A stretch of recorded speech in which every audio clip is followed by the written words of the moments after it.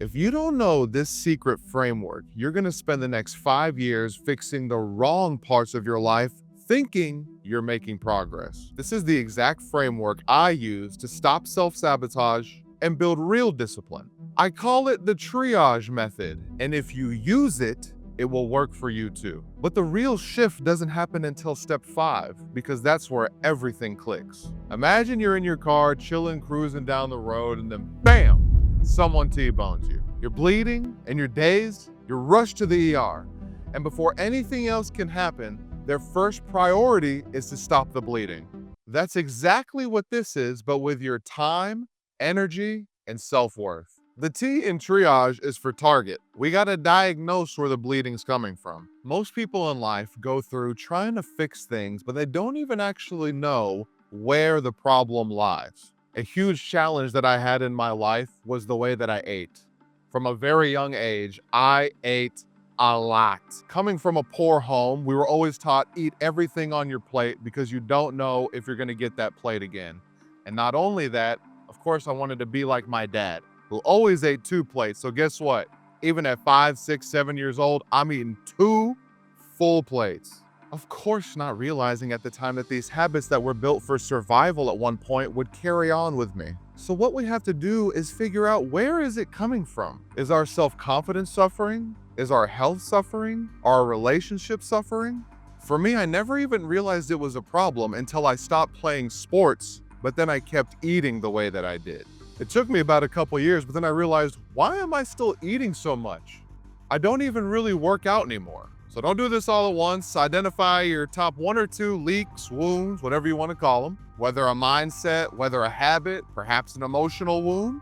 But be warned, once you start looking, because most of us never even bother to look, you're going to start finding all types of stuff to try to fix. And that is when most people freak out and quit. This was an easy one for me. Being 380 pounds, my health was declining very rapidly.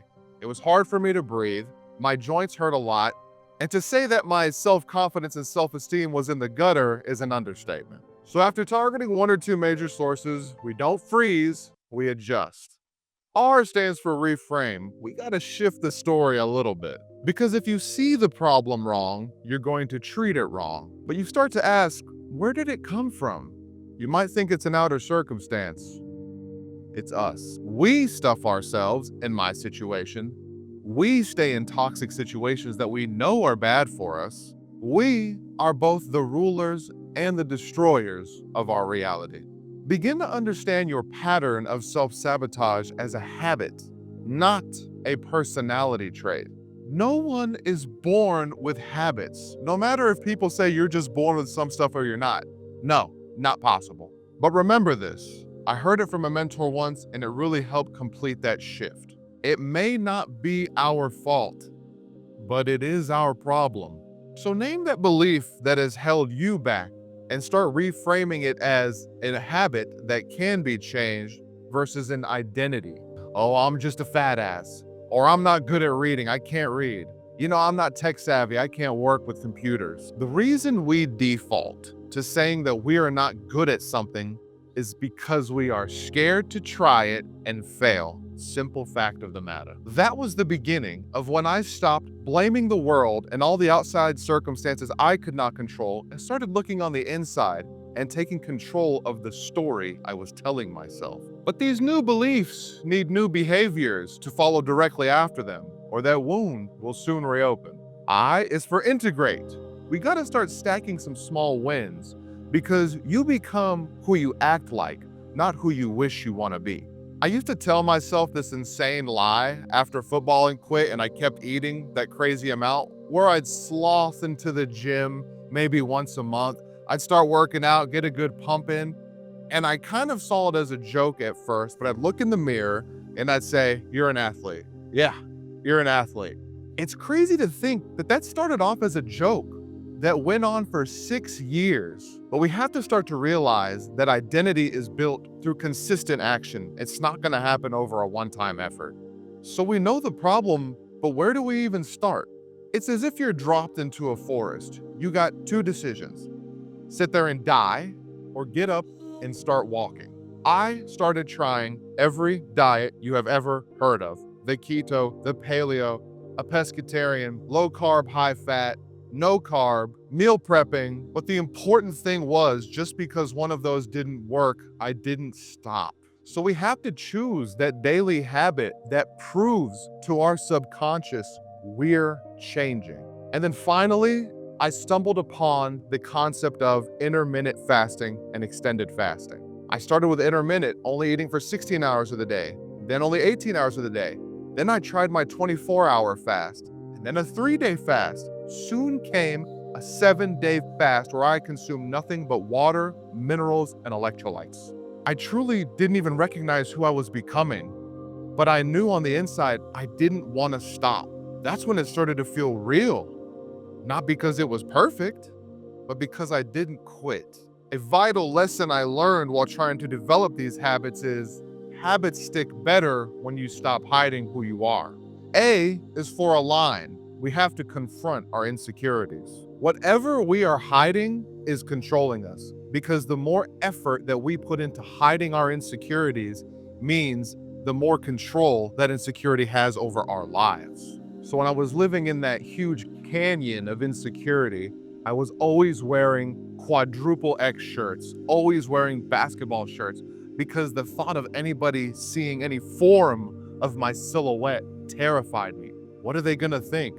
Are they gonna think I look fat? Well, guess what? If you're wearing t-shirts in the pool, people know you're fat. Like, bro, I'm 6'5", at the time, 380 pounds. What am I gonna hide? It's impossible to hide it. But it was taking over my life. But what if I told you that your insecurities are just untapped potential that you are holding back? Because right now, you're seeing your insecurity as a problem. Your only problem is that you don't understand problems and opportunities are the exact same thing. An opportunity to change that thing, and an opportunity to build strength, build self-confidence, and build yourself up. Say it out loud. Use it in your story. Let it become a part of your edge. Yes, I'm huge. Yes, I'm fat right now, but I'm gonna change it because I have control. Not only am I huge, as you can tell, I'm pretty loud. So I started embracing the bigness, started embracing the loudness in my voice. And that's why I'm here now, making this content, being huge and loud.